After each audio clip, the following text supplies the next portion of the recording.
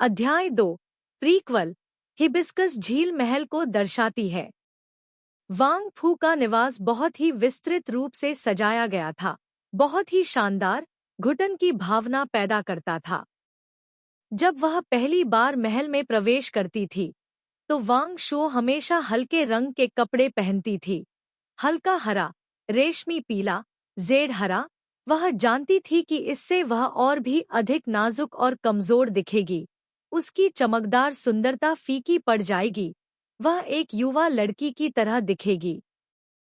उसने लोगों से कमरे की अधिकांश सजावट भी हटवा दी, ताकि चीजों को सरल और सादे ढंग से व्यवस्थित किया जा सके।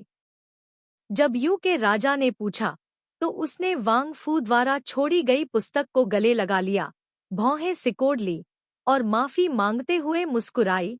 मेरी बहन के कमरे में रहना मेरे लिए पहले से ही अच्छा नहीं है, मैं इसे इतने भव्य तरीके से कैसे सजा सकती हूँ। इतनी कम उम्र में इस तरह की चीजों को व्यवस्थित करना बहुत आज्ञाकारी है, वान के राजा ने उसे चिढ़ाया। वह मुस्कुराई और किताब पढ़ने के लिए अपना सिर नीचे किया, अपनी आंखों में चमकते व्यंग्य को छिपाते हुए। पृष्ठ में फंसी एक पीली ब्यूटी फूल की पंखुड़ी धीरे धीरे नीचे गिर गई, जब उसका हाथ पृष्ठ पलट रहा था। उसने इसे देखने के लिए उठाया और इत्मीनान से पृष्ठ पढ़ा।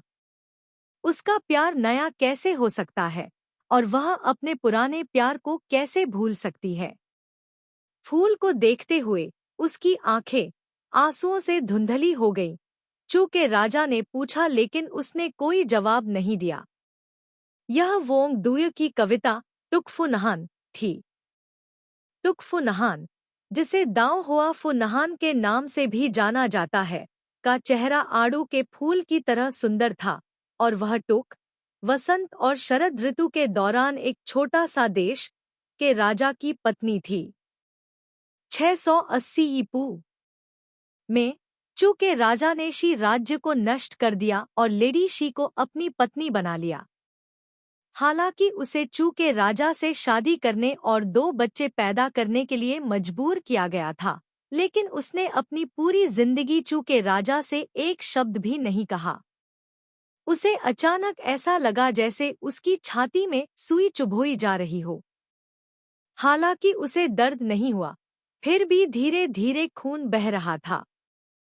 लेकिन उसके चेहरे पर और भी अधिक कोमल मुस्कान दिखाई दी, जिससे उसके बगल में बैठे यून के राजा ने अनजाने में उसे गले लगाने के लिए हाथ बढ़ाया, उसके कान को हल्के से चूमा और कहा, वाकई एक युवा लड़की का मूड, पीले फूलों की पंखुड़ियों में ऐसा क्या अच्छा है। वोंग थूक ने अपनी मोटी पलकें नीचे कर ली और अपने होठों के कोनों को और भी अधिक मोड़ दिया। उसने किताब के पन्नों के बीच नजर डाली। 2 कमजोर शब्दों में लिखा था, मुझे बचा लो। टेढ़े मेढ़े स्ट्रोक अभी भी मूल लालित्य को छिपा नहीं पाए। यह वांग फू की लिखावट थी। पिछले कुछ महीनों में उसे इसकी आदत हो गई थी। वांग शो ने शांति से यू के राजा के कंधे पर झुककर ब्यूटी फूल की पंखुड़ी को वापस अपनी जगह पर लगा दिया, जिससे 2 शब्द ढक गए। अब देर से शरद ऋतु आ रही थी, पत्तियां गिर रही थी। उसने अपने बगल में रखे मेपल के पत्ते को उठाया, इत्मीनान से किताब पलटी और उसे क्लिप करने के लिए जगह ढूंढी। यूं के राजा ने उसके कंधे को गले लगाया और उसे दिलासा दिया, तुम कमजोर हो, अपने कमरे में वापस जाना बेहतर है, नहीं तो तुम्हें सर्दी लग जाएगी और सिर दर्द होने लगेगा। उसने सिर हिलाया, पोर्च से उठने के लिए उसका हाथ पकड़ा, लेकिन अप्रत्याशित रूप से उसे अचानक चक्कर आने लगा। उसका पूरा शरीर लंगड़ा हो गया और उसे उस पर झुकना पड़ा। यूं के राजा ने जल्दी से उसे सहारा दिया, पूछा, क्या हुआ? क्या तुम्हें वाकई सर्दी लग गई और सिर दर्द हो गया? इससे पहले कि वह जवाब दे पाती, उसने जल्दी से अपना मुंह ढक लिया और घुटन महसूस की। उसके पेट में पल रहा बच्चा पहले से ही 1 महीने से ज्यादा का था और अब उसकी गर्भावस्था की देखभाल करने का समय आ गया था। गो हुआन सबसे पहले उससे मिलने आया। उसके साथ एक नर्स थी जो उसकी बेटी लिनहुई को गोद में लिए हुए थी। क्वच हुआन ने लिनहुई को बिस्तर पर ले जाकर अपने बगल में लिटा दिया और मुस्कुराते हुए कहा, जब मैंने लिनहुई को जन्म दिया था तो वह बहुत सहज था, इसलिए मैं उसे आज यहाँ लेकर आई हूँ।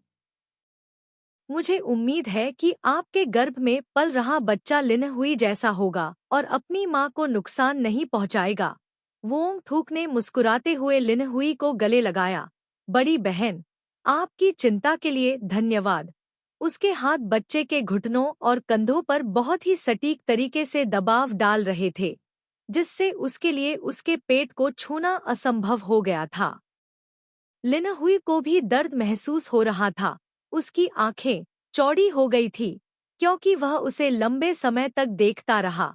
फिर चुपचाप क्वाच हुआन के पास वापस आ गया, अपना चेहरा अपनी माँ की छाती में दबा लिया। वह 4 साल की थी, लेकिन अभी भी बोल नहीं सकती थी, जो वास्तव में चिंताजनक था। महल में बची हुई 3 रखैले भी एक के बाद एक मिलने आईं। बच्चों के लिए तरह तरह के उपहार दिए। माहौल तुरंत बहन के स्नेह से भर गया। राजकुमारी के अलावा वर्तमान शाही परिवार 10 रखैले रख सकता था। अब एकमात्र राजकुमारी वोंग फू का निधन हो चुका है।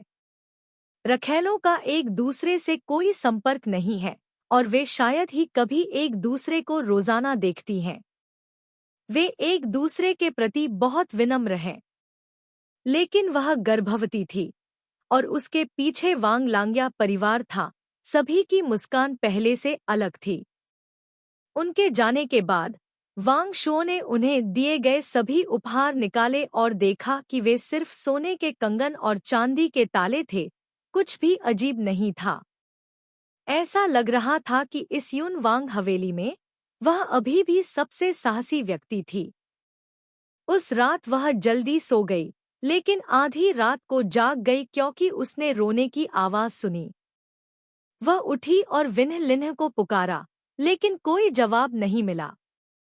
खिड़की के बाहर धीमी आवाज में रोने की आवाज सुनकर वह निराश और असहाय दोनों हो गई, इसलिए वह बिस्तर से उठी, रेशमी लालटेन उठाई, खिड़की खोली और बाहर देखने लगी। सर्दियों की रात के बीच में पोर्च के बाहर बह रही हवा शुष्क और ठंडी थी। खिड़की के सामने झील पर अंधेरे पानी में एक सफेद परछाई लहरा रही थी। वोंग थुक ने रेशमी लैंपशेड को हटाया और अंदर की मोमबत्ती को धीरे से बुझा दिया। अंधेरी रात में सफेद परछाई और भी ज्यादा उभर कर सामने आ गई। लहरों की लहरों ने सफेद कपड़ों में एक लड़की की छवि को उजागर किया। दूरी काफी थी और आधी रात में झील की सतह लहरों से धुंधली थी। उसे केवल धीरे धीरे पानी पर घूमते हुए, धीरे धीरे लहराते हुए देखा जा सकता था। उसका चेहरा अस्पष्ट था, केवल उसकी त्वचा उसके पहने हुए कपड़ों की तरह पीली थी, भयानक लग रही थी। शांत कमरे के बीच में वह अकेली खड़ी थी। अंधेरे ने उसे घेर लिया था, चारों ओर मौत जैसा सन्नाटा था। वांग शो ने एक गहरी सांस ली और चिल्लाया, जिससे उसकी चीख उसके सीने से बाहर निकल गई, बेहद दयनीय, कोई? तुम कहाँ हो? किसी ने जवाब नहीं दिया। उसने गुस्से में अपने हाथ में पकड़ा हुआ लैंप कमरे के कोने में फेंक दिया। ऊपर देखा, उसके सामने की धुंधली रोशनी में लड़की की परछाई अभी भी धीरे धीरे घूम रही थी, पानी पर उछल रही थी, एक अजीब सा नृत्य कर रही थी। काफी देर बाद वह दूर चली गई। अंत में विन्ह लिन्ह और कुछ नौकरानियां भी अगले कमरे से दौड़कर आईं, लगातार पूछती रहीं, मैडम, क्या हुआ? बुरा सपना देख रही हो? वांग शो ने अपने सामने झील की ओर इशारा किया। वह हिंसक रूप से कांप रही थी, बोल नहीं पा रही थी। योंगलिंग ने पलटकर देखा कि सफेद आकृति धीरे धीरे पानी में डूब रही है और उसके पैर डर से कमजोर हो गए। वांग शो कांप उठी और बोली, मिस, आप लोग जाकर देख लें। सभी नौकरानियों ने घबराहट में अपना सिर हिलाया, आगे बढ़ने की हिम्मत नहीं हुई। फोंगफी नाम की एक महिला ने सावधानी से रेलिंग को पकड़ा और झील की ओर बढ़ी, छाया को पकड़ने के लिए आगे बढ़ी।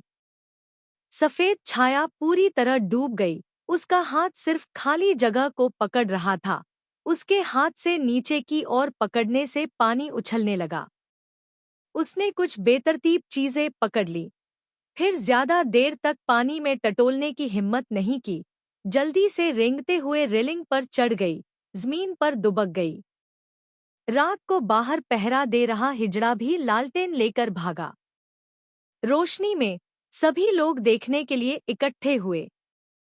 झील का पानी लहरदार था, नीचे तक बिल्कुल साफ था।